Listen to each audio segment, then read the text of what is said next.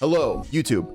In today's video, we are back with the Queen, our beautiful, angelic, passionate, magnetic, infectious Queen, Rotten Mango. The case that we're going to be reacting to today is absolutely crazy, actually. True crime fan committed a murder out of curiosity, which is just absolutely nuts to me. The equivalent of that would be somebody like me going out and doing my own crime because of what I cover on my channel. I would call myself a true crime fan at this point. So yeah, it would be like me going like, wow, after making all these videos on true crime, I'm gonna go out and do something myself. Have a video made about me. Before we get into today's video, as you can see, we are streaming on Twitch right now. There's chat right above me. Everybody say hi, YouTube. We make videos like this all the time, true crime. It's a lot of fun. So yeah, follow me on Twitch to join us for moments like this. And also make sure you follow me on Instagram and Twitter to stay updated on what I'm doing. Alrighty, 3,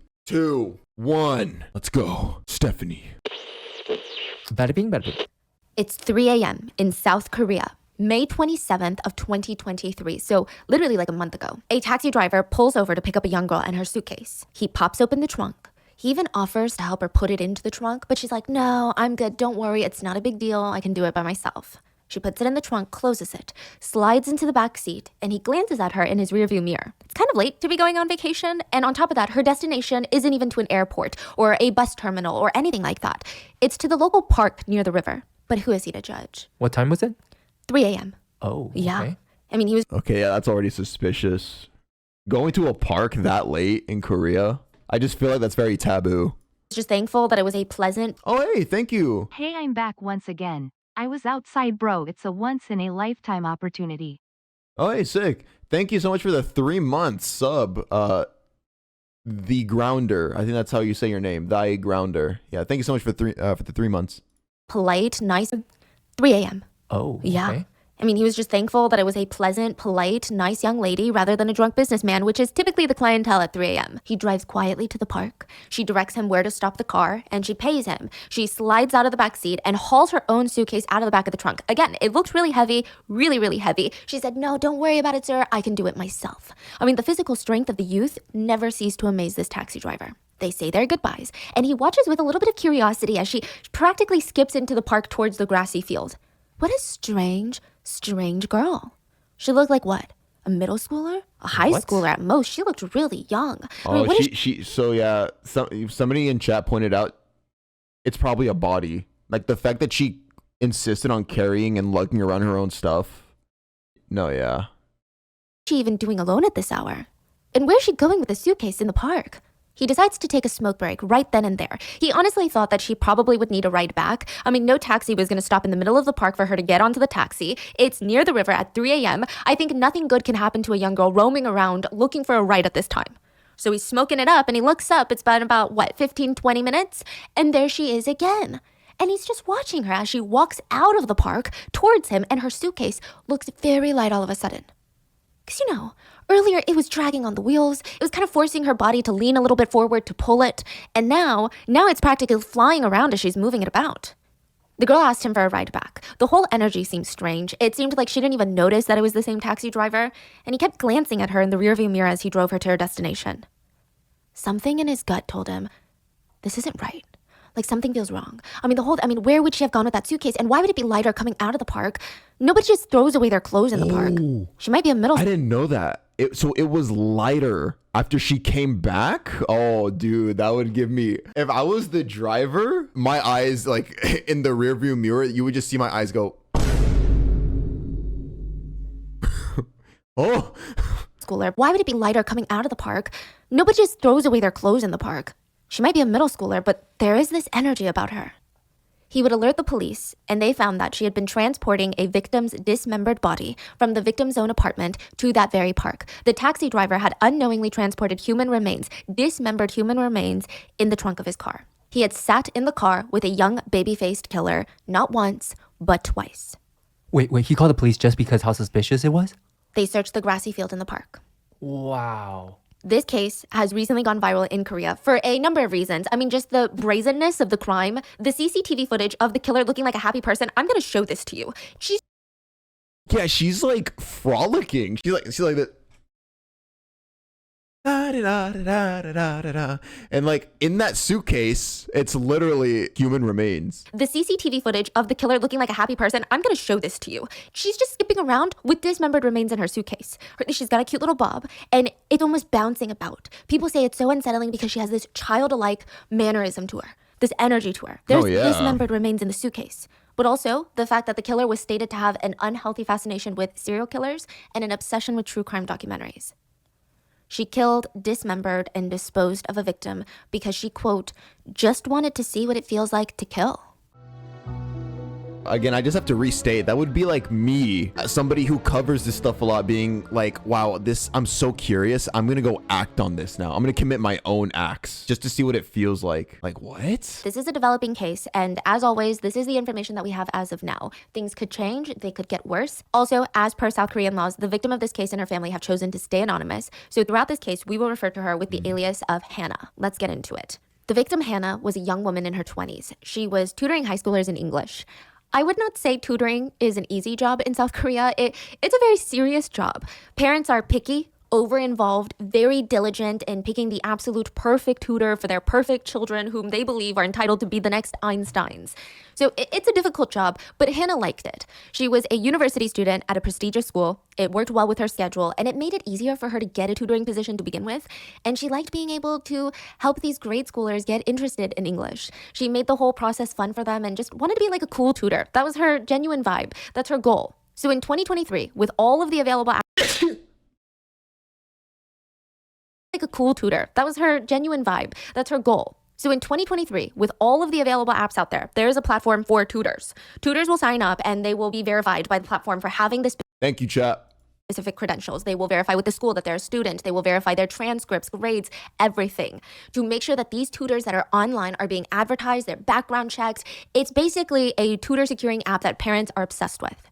Parents will go on there and they will look for tutors in every single subject for their elementary, middle school, and high school kids. The demand for English tutors was actually pretty high. So if she's an English tutor, is she a native English speaker, or is this a native Korean girl, like this murderer? Oh, my bad. The tutor is the victim. My bad. The demand for English tutors was actually pretty high, and the pay was fairly good. So Hannah had a lot of parents messaging her, inquiring about her services, including the mom of a middle school student who was, this mom was very adamant about hiring Hannah. Originally, Hannah declined this mother's offer because her house was so far away from Hannah's. I mean, she naturally wanted something closer because why commute if you don't have to? So she said, thank you so much. Like, I'm sure that your middle schooler will find a great tutor, but it's just too far for me. This mom really seemed to like Hannah, though. She even offered to send her daughter to Hannah's house, drop her off for these English sessions. Hannah kind of felt bad. I mean, the mom seemed really desperate for her daughter to have an English tutor. Maybe she had an exam coming up. Maybe she was the only tutor that seemed to fit the mom's profile. It was strange, but she found it hard to say no. Besides, she really did like tutoring. She really did like helping students. May 26th of 2023, Friday, right around dinner time, so right around 6 p.m., Hannah slowly gets her house ready because this is the first day that this student is going to come over and they're going to tutor in English together. So she's cleaning up, wiping the table down, and she hears a knock on the door. She peers through the little camera and she sees a preteen student, a middle schooler. Kind of short bob haircut that's curled outwards like how middle schoolers do it. It kind of stopped at her chin. Her glasses would make her cheeks look even rounder. And in many situations, I think most people would look at this face and think, oh, like what a cute middle schooler. She's got like cute little cheeks.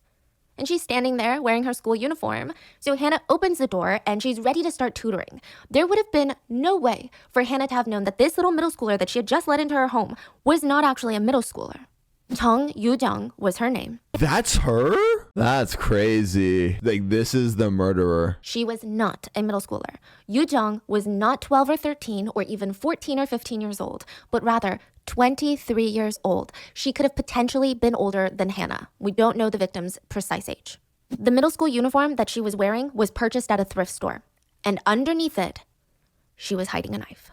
Within minutes of entering, Yu-jung established that Hannah lived alone. She pulled out her knife and viciously stabbed Hannah. She repeatedly stabbed Hannah in the neck, only on like a particular spot/side. That's what a lot of the reports said, which would later indicate to a lot of psychiatrists that she had researched where to stab. She knew what she was doing. She also stabbed the same area on the neck over 20 times.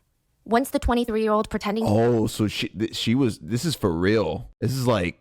She did research on how to kill, where to stab. to be a middle schooler finished killing the victim, she relished in the satisfaction of a job well done. She would spend the greater part of the evening at Hannah's apartment, possibly pretending as if this was her own apartment, even changing into the jacket that Hannah wore. She took a jacket out of Hannah's closet and wore it the rest of the night. The jacket that you see on CCTV camera is Hannah's jacket. CCTV cameras would catch this 23-year-old. No, she really went into her victim's closet and then she just went like, oh, I like this one. I'm going to take this from you. Bye. As they're laying there dead on the floor, bleeding out. CCTV cameras would catch this 23-year-old Yu Jung going in and out of Hannah's apartment, going back and forth from her own place, hauling cleanup tools, and other times she would bring a suitcase, which indicates that while everyone believes that this is a premeditated murder, she was underprepared. But more shocking than that was that she was caught on CCTV looking very relaxed. She's taken taxis to and from Hannah's place, to her place, to the store to buy supplies. She's bringing around giant suitcases from her house to Hannah's house. She's going to a local store buying bleach, knives, trash bags. That's crazy to me because Korea, you're saying there's camera every corner. Korea is like the city. I'm sure it's similar in China and maybe Japan. Like the city of CCTV. What? I don't understand either. Jesus. Yeah. We're going to go down kind of a few conspiracy routes later, but it gets weird. She brings this suitcase and all these supplies back to Hannah's, and she gets to dismembering the victim. She spends the rest of the night and into the early hours of the morning doing this. She then stuffs unspecified parts of the victim's body into a suitcase and hauls a cab. And again, just seeing her with that suitcase out in the streets, just the way that she's walking is so nonchalant. She's almost practically skipping. People say she almost has this childlike demeanor, meaning that if we were to bump into her in the street, we would probably think, oh my God, I just bumped into like a little high schooler. Oopsie, sorry. Like, oh, she looks cute and innocent. She very much had a girl next door, sweet, innocent appearance that had viewers and netizens absolutely floored when they found out what was in that suitcase. Around 3 p.m., she puts the luggage into the trunk of a taxi, directs the driver to drop her off near... I don't know if y'all saw that, but the caption corrected it. Hold on. She meant 3 a.m. ...that had viewers and netizens absolutely floored when they found out what was in that suitcase. Around 3 p.m., she puts the luggage into the trunk of a taxi, directs the driver to drop her off near a wooded area near Hopo Station. This is near like the Nakdong River, and reportedly the killer, Yu Jung, she loved going on walks in this park. This was her favorite spot. She gets dropped off by the taxi driver, walks into the grassy area, and starts scattering the remains of Hannah. Seoul University forensic professor would say that even the grassy location by the Nakdong River could have been planned. The tall grass by the water, it holds a lot of insects and disinfectants, like I'm assuming it's like pesticides, that would accelerate the decomposition of the body parts within a week. So if she had not been caught by then, there's a high chance the body would have been hard to recognize or even how to ID the body. Professor Yu is quite certain that she knew about all of this, which is why she chose to go this far with the body and even get in a taxi to scatter the remains at this park. Perhaps her frequent walks around this park made her familiar with the area. It made her want to leave a body here. Now, it's all going according to 23-year-old Yu Jung's plan, except this girl is a freak. What the hell? Now, it's all going according to 23-year-old Yu Jung's plan, except the taxi driver. She believed the taxi driver would not be able to tell the difference between a girl traveling with luggage for vacation at 3 a.m. versus a girl traveling with luggage full of body parts. The taxi driver would call the police, and it was very quickly traced back to Yu Jung. In a show called We Want to Know in Korea, it was revealed that another bystander actually saw Yu Jung throw away this huge trash bag of bloody blankets, bloody leggings, before she walked away with her rolling suitcase. Again, just 5 hours later, she was arrested. Wow, that was fast. Yeah. Now, side note, there was a rumor circulating that the taxi driver That's so interesting, though. It's like, yeah, she was like a fan of true crime, and then like you'd think that she would be like a fucking pro at how to handle these things, but she was caught fast as fuck. The only thing she was like, I guess, good at was the actual act itself, but everything apart from that, yeah, she seemed very underprepared. Now, side note, there was a rumor circulating that the taxi driver had gotten out to help Yu Jung unload her luggage from the trunk, and as he was trying to help her, he had touched the luggage and felt that it was wet upon impact.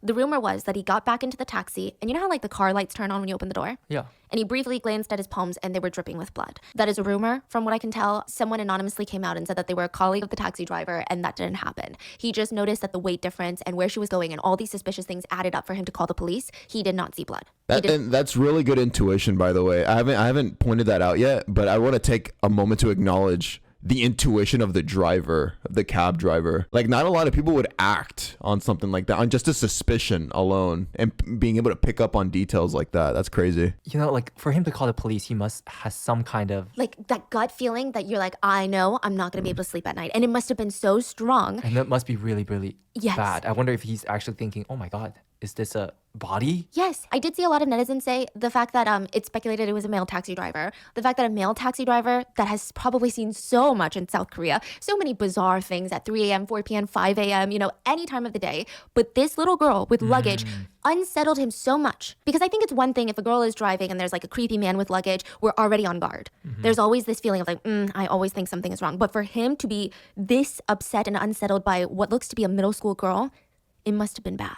There must have been some sort of, and I hate to say it, like some sort of energy that she was giving off. Like, No, I 100% believe in that. Like, I think everybody gives off an aura. I don't know. And like, we just non-verbally, we subconsciously like pick up on it. It's not vibe. I mean, you can call it vibe if you want, but it's just like energy. Like there is, I do believe in like an energy that you like give off. so the police rush to the field where they find the scattered remains. And with the help of the taxi driver and, like, describing you what she looked you like, feel it, you approximately where he feel picked it. her up and where he dropped her off, she was quickly located and arrested.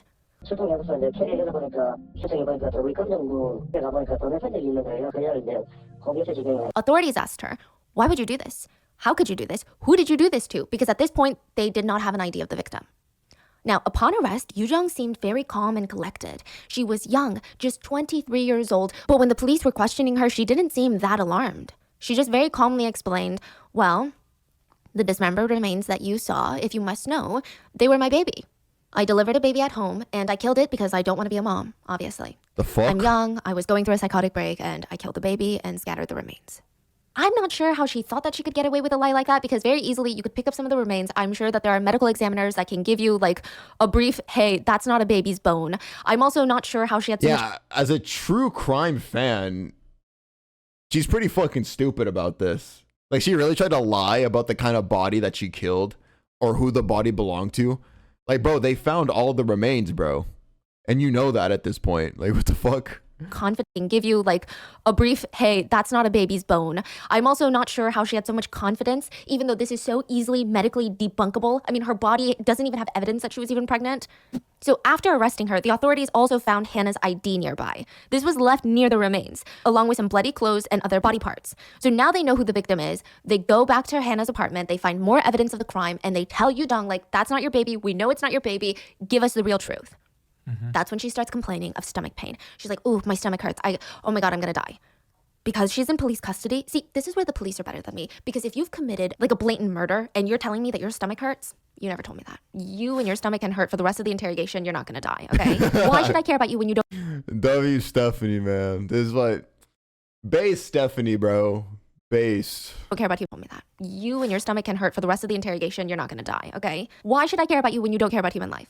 But because she's under police responsibility, they rush her to the hospital, and surprise, surprise, she's lying. There's nothing wrong with her. So after the hospital debacle, the police bring her back into the interrogation room and they ask her about the events of the previous night. The police also take her phone and they start searching through it, and they just have so many questions. Did you know the victim? Did you target this victim? Why would you do this? How long have you been planning this? Are there other victims? Are you working with someone? She clearly was not being the most honest person, so the police, they start going through her phone, and we're gonna come back to all of her lies, but let's go through the phone first. The police check her phone hoping to get some answers. They found a colorful search history where she had searched online for tips on how to hide a corpse. She also had watched a ton of true crime documentaries, allegedly feeding off on, it said that she just really wanted to know what it felt like to kill. How would that feel? Oh God. I hope she didn't watch Stephanie at all, like ever. That's gonna be so chilling though, to know like somebody, like a murderer, consumed your content to be like, yes, like I'm deriving a curiosity out of this to do things myself. Like, that's weird. Imagine if she watched you. Hell no. If somebody watched me and did anything and then like it came out that they found me in their search history or like in their watch history, I would feel like I would want to throw up, I think, honestly. Like, it would make me feel weird, almost like I'm responsible. We're gonna get back to it.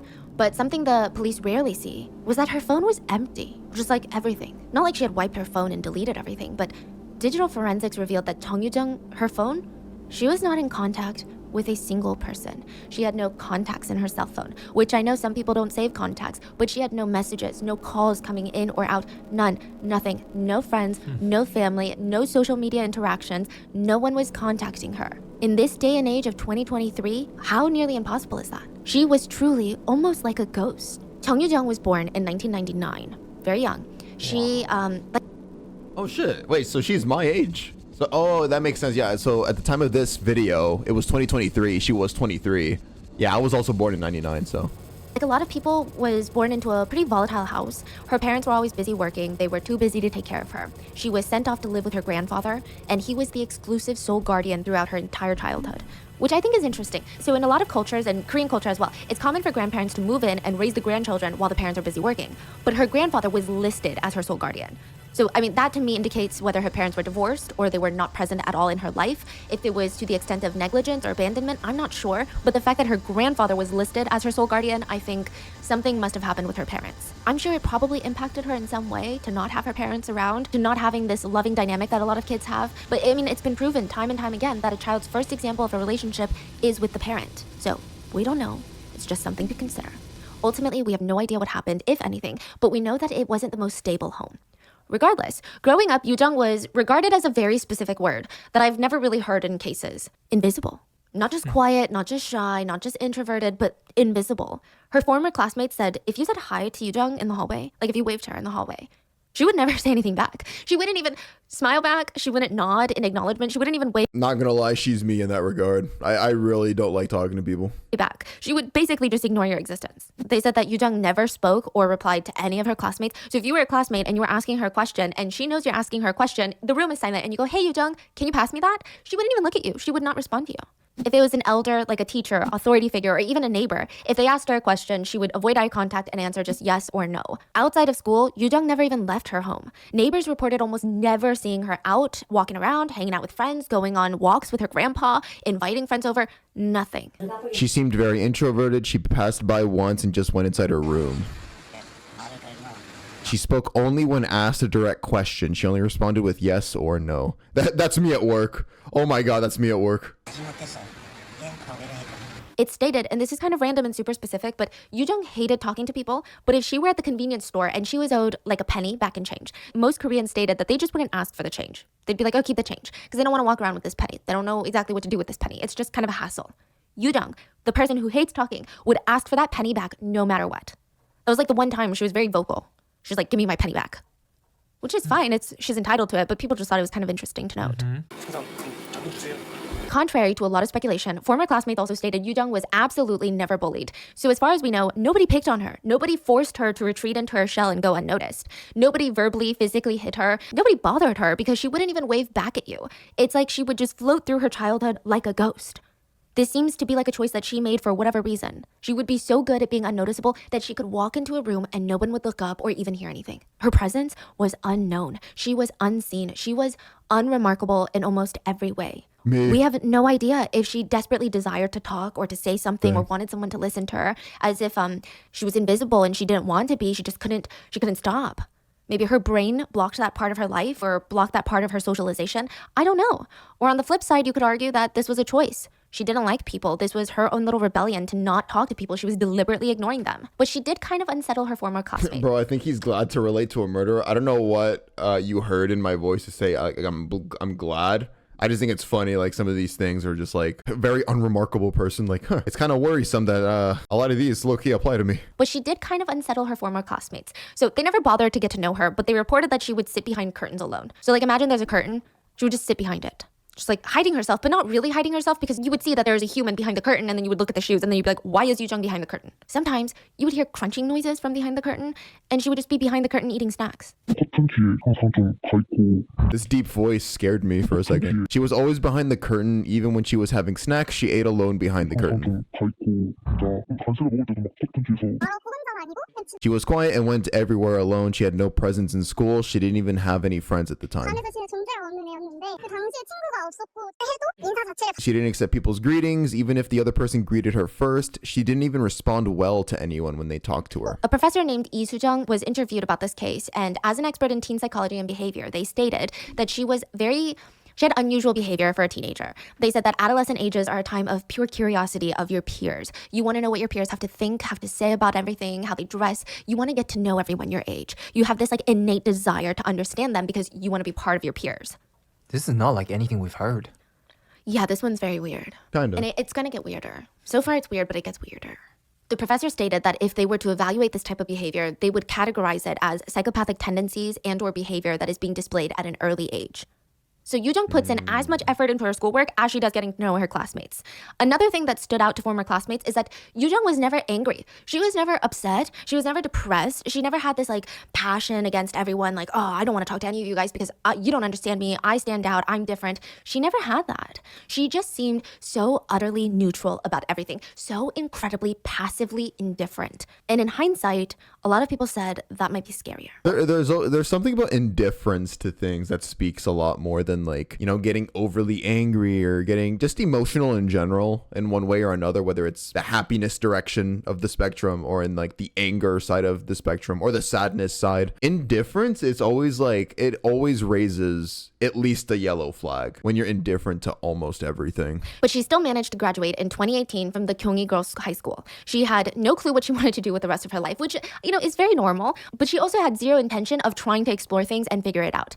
After she graduates high school, Yoo-jung had no social outlet. She had nothing on her schedule that would force her to interact with people, with teachers, like high school did. Like, she doesn't have college. She has become totally disconnected from society the day she graduates high school. She would stay in her room all day, no connection with anyone. She would tell her grandfather that she was holed up in her room studying for the public government official exam. But it is clear Yoo-jung used this as a delay tactic, an excuse to have in her back pocket if her grandfather ever noticed that she has no social life, that she's not getting a job, that she has no plans for her future. She would just milk the crap out of studying for this exam for the next 5 years. Every day it was, oh, you know, Grandpa, I'm studying for the entrance exam. She was receiving financial support from her grandfather while she studied. He expected that she would pass, and afterwards she would find a job and she would get paid and hopefully pay him back for all the hard work that he's done because he's a grandfather now. And I'm sure that there were even moments that the grandfather was proud of her because she never spent time hanging out with friends or just doing nothing. She was always studying. She seemed so dedicated to her studies. Now, if you think that he's in on it or gullible or that he should have known, it's a different generation. He didn't even know that you needed to have a college level proficiency in English to even qualify to take the exam,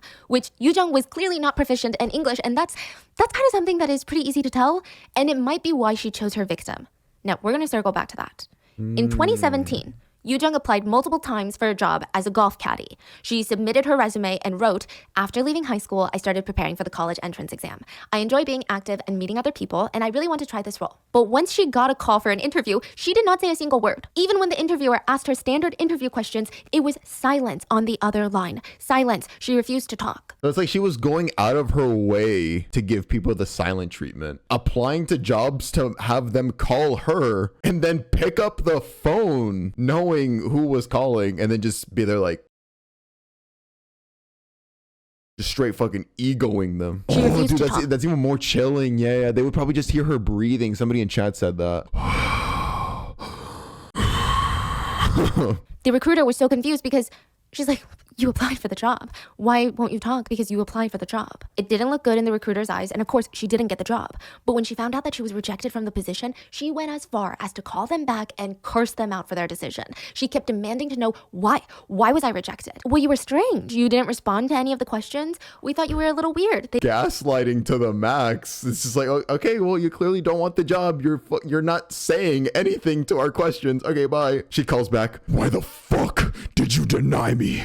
I'm gonna fucking kill you. I'm gonna go there to HQ and murder all of you for this decision. We thought you were a little weird. They didn't want to say that. So they just said, oh, well, we're looking for an English speaker and you're not proficient in English. It is speculated that Yoo-jung started developing a hatred for those who were good at English. And maybe this is why she ended up online searching for English tutors to murder. Oh my God. That's that's like, I don't even know if that's just how do you say it? Psychopathy. That's not even just being psychopathic. That's like, I don't even know what to say. I don't have the vocabulary to even think of a diagnosis for that. Jesus. Her victim, Hannah, was a young, successful, accomplished university student at a prestigious school who was also an English tutor. She was everything. Somebody in chat just said, did he say psycho poopy? Like, oh man, fuck you, bro. Fuck you. A university student at a prestigious school who was also an English tutor. She was everything that Yoo-jung was not, and that may have been why she was targeted.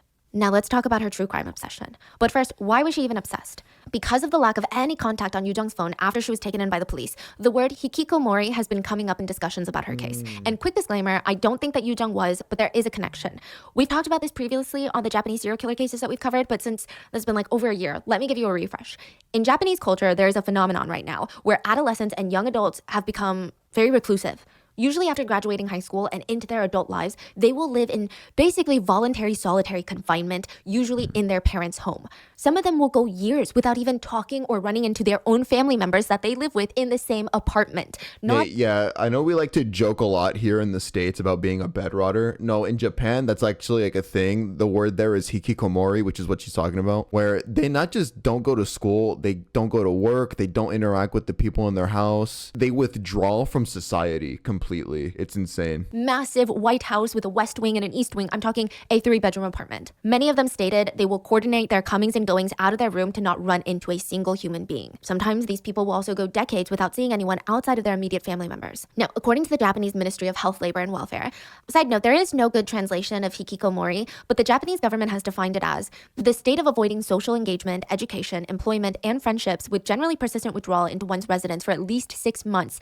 as a result of various factors. So while it's pretty difficult to get exact numbers, estimates say that there are at least over 1 million hikikomori in Japan alone, probably close to 1 million in South Korea, and potentially millions in China.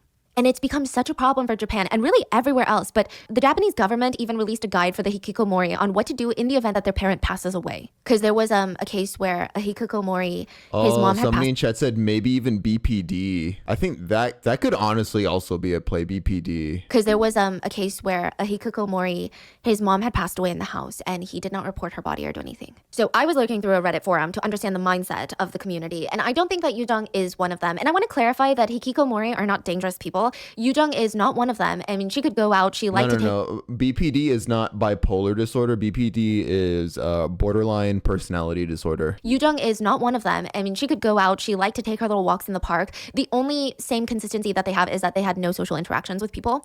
There is a Redditor who wrote, if something forced me to go outside, like a sudden fire inside my house, I would be unable to step outside into the world. Another Redditor said, see, it sneaks up on you. You think it's okay for a month, and then you do it for 6 months, and you think it's not that bad. Then you do it for a year, and then 2 years, and then you realize that all of your peers are light years ahead of you economically, socially, mentally. You feel like there's no way you can even try to catch up now. No, yeah. Something I want to quickly interject with here is that's why getting into these rabbit holes is really dangerous. Once you start to go down the path of hikikomori or of an actual NEET, the longer you stay in, withdrawn from society, not with no job, nothing. Let's say you go 6 months to a year or even more than that. The second you even start to think about coming back into society, really, you feel so unmotivated after seeing all of your friends who didn't do what you did. The world didn't stop just because you locked yourself in your room. Everybody continued advancing. You see that, and then that just makes you more depressed, like, oh, I'm even more behind now. So what do then? You devolve even more. You stay in your room even more. You don't want to go out because of embarrassment now. No, yeah, it's just like a self-defeating prophecy. Like, you just get worse and worse and worse from there. And it's this vicious cycle of not socializing for even longer because you forget how to do it and then repeat and repeat.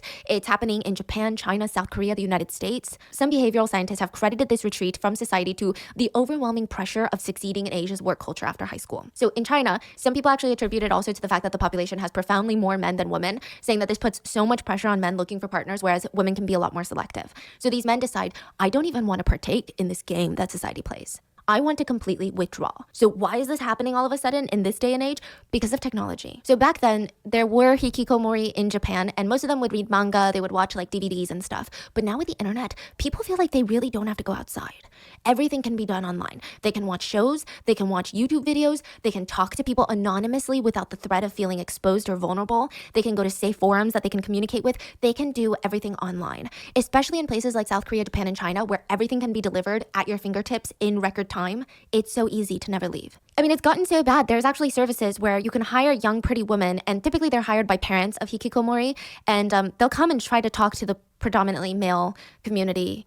Like, they'll come and talk to your son and try to lure him out of his room. It's estimated that this phenomenon is affecting millions of people around the world, and it's honestly very heartbreaking. It's a very lonely existence, I imagine. And again, I don't think that Yujong can be fully categorized as hikikomori, but regardless, she probably felt the effects of the lack of social connection and almost complete social isolation, which risk of that is mental health issues like depression, anxiety, substance abuse. You can even get chronic conditions like high blood pressure, heart disease, diabetes, higher risk of dementia because you're not socializing. Yeah, it is crazy how much like of of social animals we are. A lot of people try to deny it, like, oh, I mean, I'm fine. Like, I thrive actually without really talking to many people. But what you're describing is a comfort zone. That doesn't mean it's good for you, or that like, oh, some people are just different.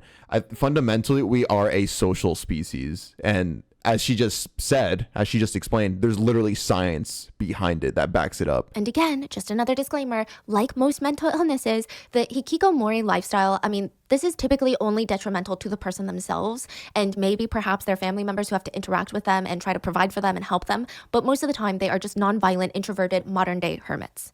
There were a lot of hikikomori that were interviewed and they said, you know, it didn't matter because it just started like 1 or 2 days. I would just stay in my room and be on the internet, and I thought, this is nice, I like it. And then it was a month, and then they were thinking, this isn't too bad. And then 6 months crept in, a year crept in, 2 years crept in, and then a lot of them report feeling like it was too late, like they had already ruined their life. They felt like I already spent the most formative years, the most important years of my career. There's no way I can get a job in the competitive Asian work economy. Like, people just out of college, of prestigious colleges, they can't even get a job. I've been doing nothing for the past 5 years. How am I going to get a job? A lot of them report deteriorating health, it's a lot of weight gain, and you know, when you're in your room and eating cup ramen all the time and just staring at your computer, a lot of them report having a lot of acne, and that would just prevent them from going out even more. They felt awkward around people. They felt like everyone was staring at them weirdly. They just felt like they didn't fit in, and the longer full it went on, sodium the harder it was diet. to reintegrate back into society. And so most of them just thought, I'm just gonna stay with my computer. That's it. That's what I'm going to do. And Yoo Jung was kind of like that in the sense that she was obsessed with her computer, with her electronics, and she was primarily obsessed with consuming true crime documentaries. Now, I know that most of you guys that are listening to this episode because you have an interest in current events and or true crime itself. Now, I can't speak for you guys, but that's how I started. I would watch a true crime documentary and I had nobody to talk about it with, and I just wanted to talk to someone about what I had seen, what it made me feel, how it made me think about the world, how it made me think about the justice system, and I wanted to share these like thoughts and stories with someone. But I think like if I really look back on why I started watching these documentaries years and years ago, it kind of made me feel like I knew what was out there.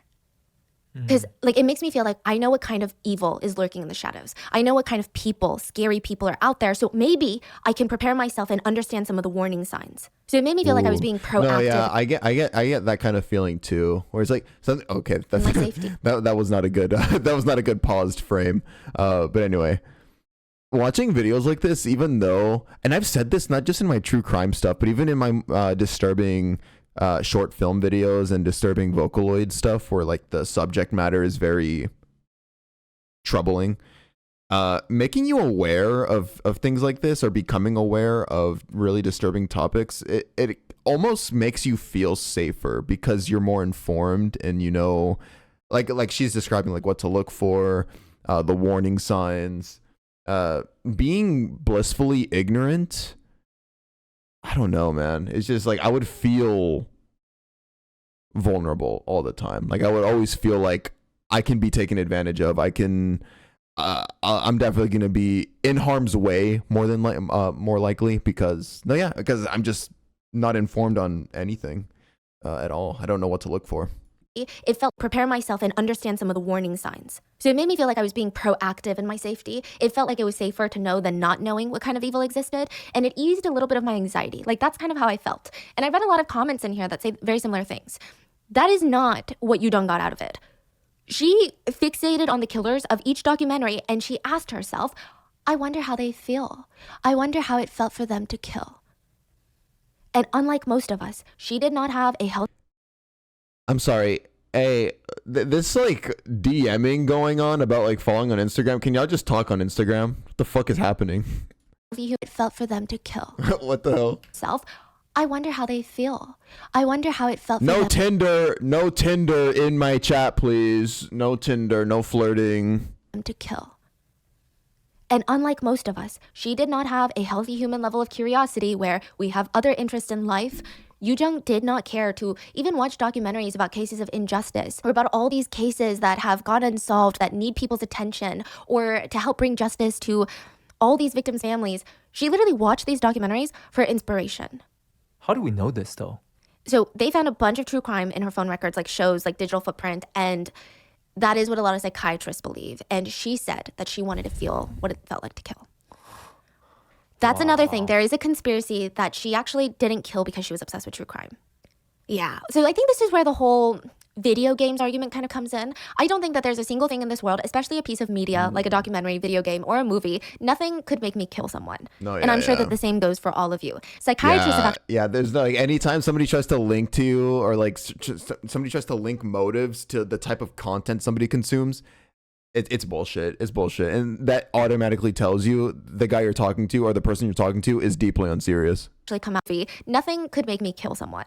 And I'm sure that the same goes for all of you. Psychiatrists have actually come out and said, we don't know for sure if this is her motive. So as of right now, she's being labeled as someone who is so obsessed with true crime that she killed someone just to feel how it feels to kill. A couple of psychiatrists said, we don't know that for sure.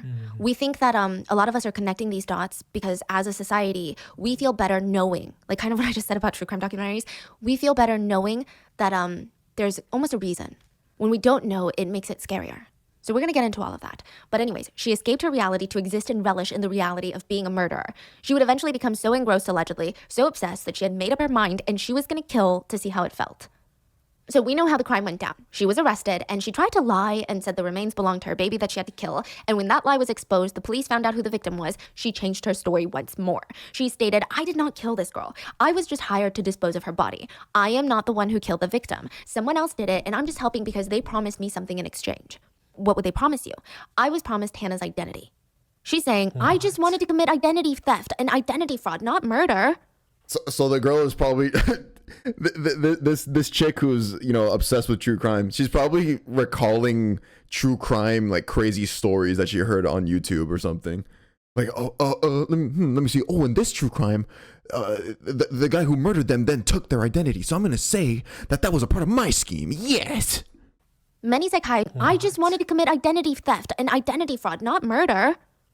Many psychiatrists would later speculate, while this is a blatant lie, she is the killer, but it does give insight into her own thoughts and desires. She wanted Hannah's life. She was jealous of Hannah's life. She wanted her identity. Yeah, somebody said she's stealing the scripts from other killers. Her own thoughts and desires. She wanted Hannah's life. She was jealous of Hannah's life. She wanted her identity. And side note, police found a digital footprint of her watching the South Korean movie Helpless multiple times prior to the murder. And this is allegedly one of her favorite movies. It's a Korean thriller. The movie is about a couple who are traveling to meet the husband's parents in the countryside of Korea.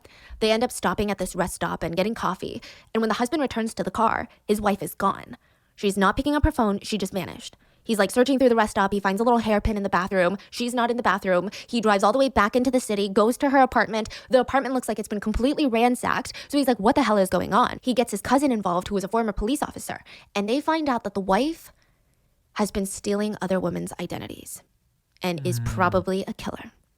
It's like a dark and windy thriller, but the fact that that's I mean, yeah, but she didn't do that. The actual killer that we're talking about in this video, like she just didn't do that. Yes, she just remembered that from a movie.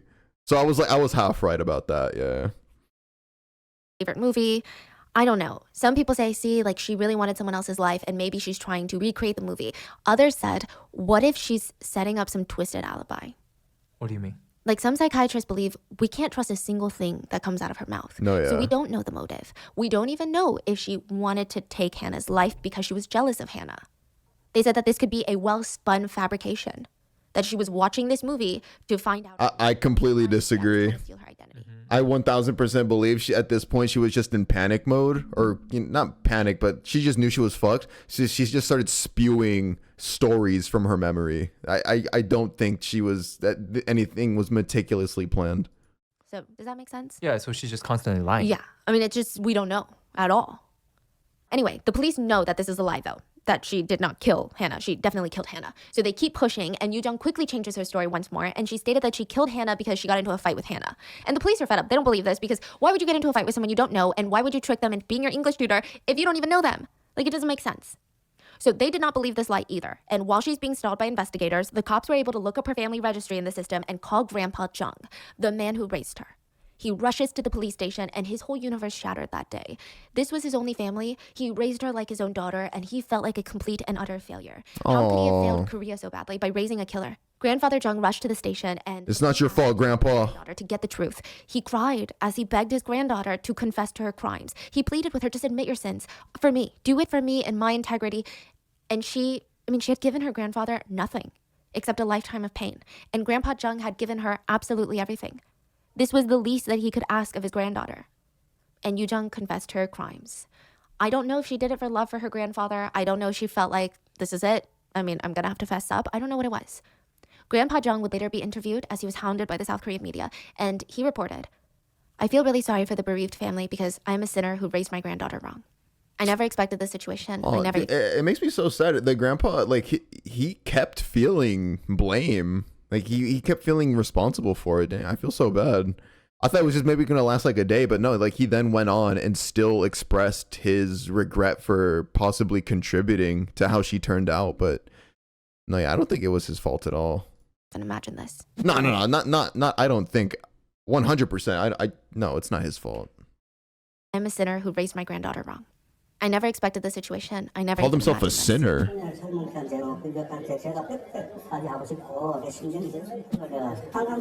When Grandpa Jung's neighbors were also interviewed after the fact, one of them reported, I mean, the girl was calm, quiet, and kind of, but the grandpa was a really nice person. So it's safe to assume that Yoo Jung was just a bad apple. Grandpa Jung was potentially just another one of her victims. When Yoo Jung confessed to the police, she cited her motivation as, I just wanted to experience murder. I just wanted to know what it feels like. She said that she had been planning this murder since February, so a full 3 to 4 months. And with a confession and a crime scene full of illuminating evidence, the authorities prepared for her prosecution. She was officially charged with murder, damaging of a body, dismemberment, and a third charge of body abandonment, scattering of the remains. On June 2nd, around 9 a.m., before appearing before the prosecution, she said 2 short sentences as the media questioned her for her crimes. She said, and I quote, I was out of my mind. Like I didn't have my right mind. I'm sorry for the victim's family. 혹시 피해자를 왜 살해하셨습니까? 피해 여성을 범행 대상으로 특정한 이유가 뭔가요? 피해자와 유가족들에게 정말 죄송합니다. 살인 충동을 혹시 언제부터 느끼신 걸까요? 피해자는 유가족께 할 말 없습니다. 피해자와 유가족들에게 정말 진심으로 I sincerely apologize to the victims and their families. 피해자는 유가족께 할 말 없습니다. Listen to how she says it. 피해자와 유가족들에게 정말 진심으로 죄송합니다. 살해 후에 여러 차례 집을 오가셨는데 혹시 이유가 있었을까요? 실종 사건으로 위장하려고 했습니다. 제정신이 아니었던 것 같습니다. 죄송합니다. 혹시 I guess I was out of my mind. Sorry. Not. I mean, she's just saying words. She doesn't give a fuck. She has that same tone that was described by other people that had known her earlier in the video, like how she could care less about this type of thing. 범행 전에도 좀 이런 식으로 범행 대상을 물색하신 적 있었을까요? 범행 수법은 어디서 배웠습니까? 오랫동안 구직 활동을 하셨다고 했는데 그 앱도 오랫동안 이용하신 건가요? 지금 신상 공개가 됐는데 여기에 대해서 어떻게 생각하십니까? 할 말이 없습니다. 죄송합니다.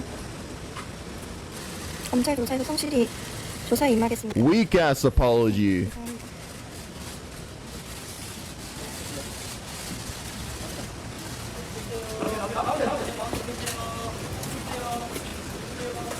She also ended her press interview with, thank you, which professionals believe that she copied from past criminals' interviews, behaviors, and attitudes.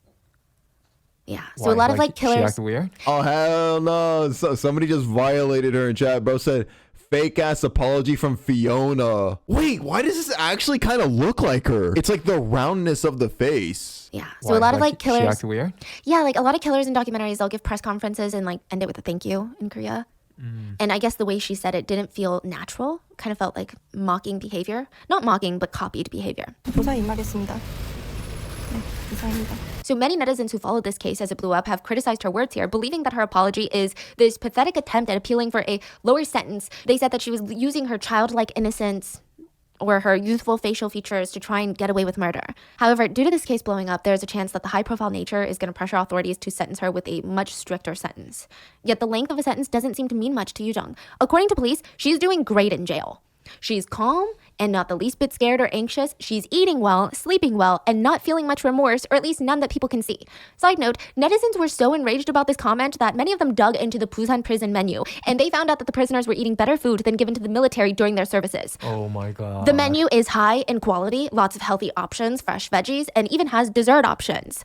So Netizens she's were living a better life in jail than she lived when she was free. Free quality meals. wondering how the food is better than the food that they eat at home. And there were questions of, should our tax money really be used in this way? After her appearance in front of the media on June 2nd, her results from a test that measures psychopathy was released 4 days later on the 6th. Oh, okay, so that's how you pronounce it. See, I was trying to, y'all were clowning me for trying to say psychopathy or whatever. Hey, I was on the right track. How'd she say it? Psychopathy? Media on June 2nd, her results from a test that measures psychopathy was released 4 days Psychopathy. later on the 6th.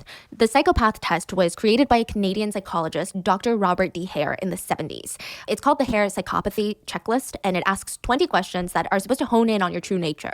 Professionals allegedly use it to assess cases of psychopathy, and it has even been described as the single best predictor of violent behavior currently available. The psychopathy measurement test functions on a scale out of 40. So the lower the score, the least likely you are to have traits of a psychopath. So psychopaths, they typically score on average of 25. That indicates a very likely tendency to be a psychopath. I think normal people fall around like the 5 or 6 range. But some of the prompts or questions Yo, chat, who's down to take a test? See who's a psychopath here.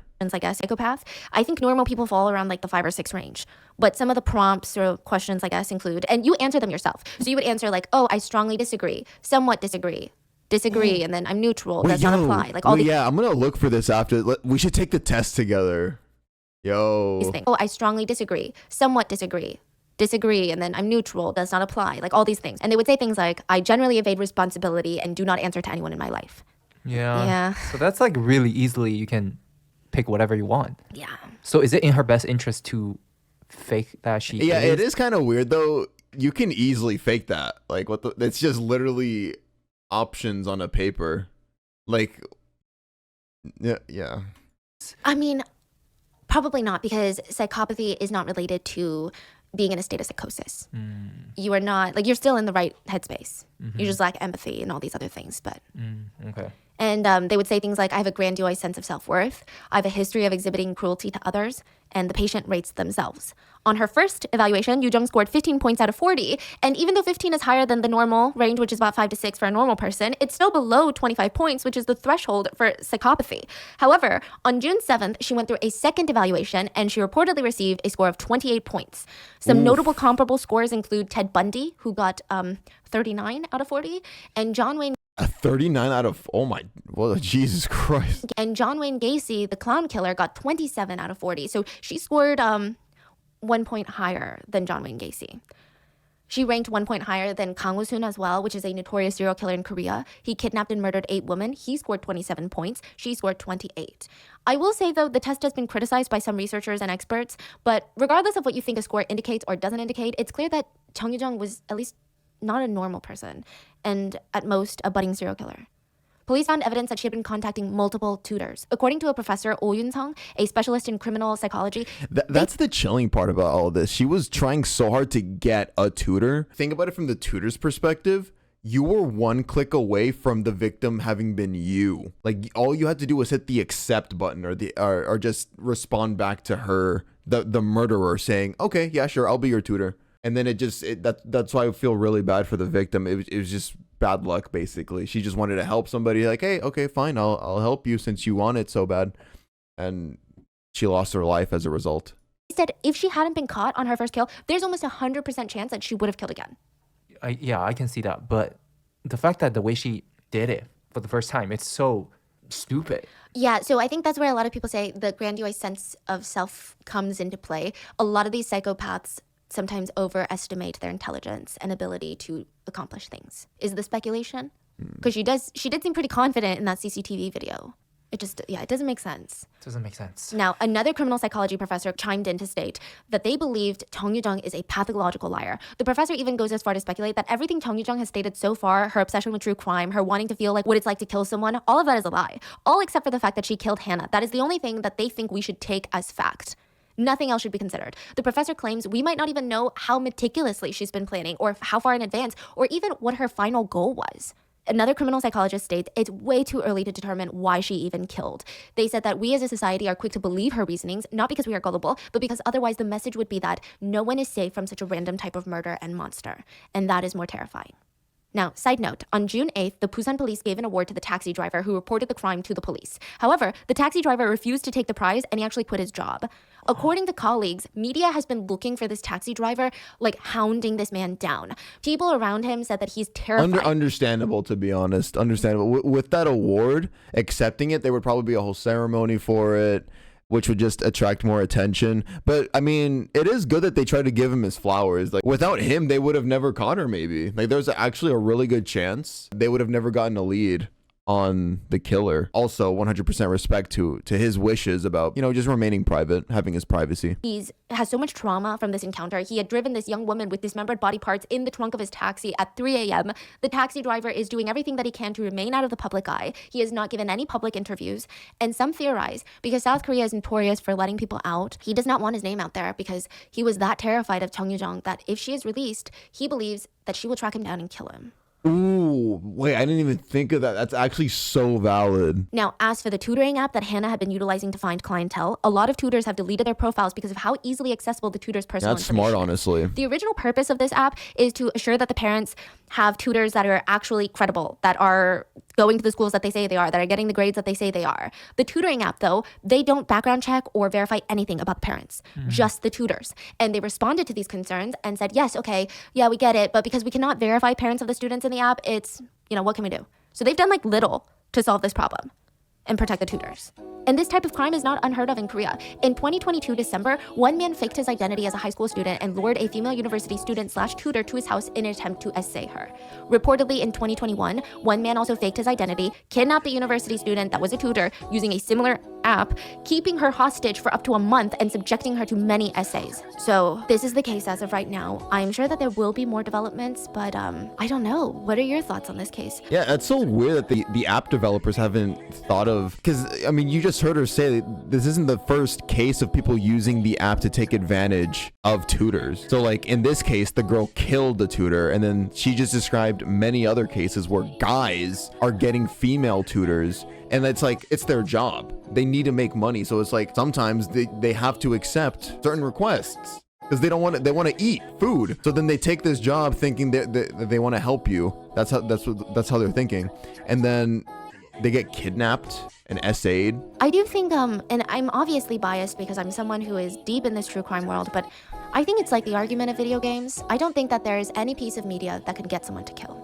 And I think the way she went about it and just her callous nature in that CCTV footage, just very unsettling to know that she had just killed and dismembered someone. Thank you again, Stephanie. But no, yeah, I mean, just really sad. I mean, I already gave like some of my closing thoughts right then and there about the whole, like how it's unfortunate that the app developers haven't implemented I mean, this was 2 years ago, so hopefully they've, I guess, patched a lot of the dangerous aspects of the app. This killer, because of her curiosity to kill, took away the life of somebody that just wanted to feed themselves. It would be like me ordering an Uber, and then the second I get into an Uber, I just murder the Uber just because. And like the Uber has no control over that. There's no way to see a red flag or anything, because it's just like, it's just an order. They see an order on their phone. They're like, okay, I'm gonna pick this one for money. Yeah, anyway, that's another disturbing, crazy video right there for you. Thank you so much for watching, YouTube, and I will see you guys in the next video. Toodaloo.